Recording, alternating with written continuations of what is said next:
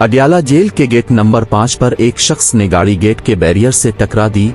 Police के मुताबिक car सवार शख्स बैरियर तोड़कर गेट नंबर 5 तक पहुंचा, जिसे फौरी तौर पर गिरफ्तार कर लिया गया। पुलिस का कहना है कि मुलजिम की शनाख्त मुबश्शिर के नाम से हुई है।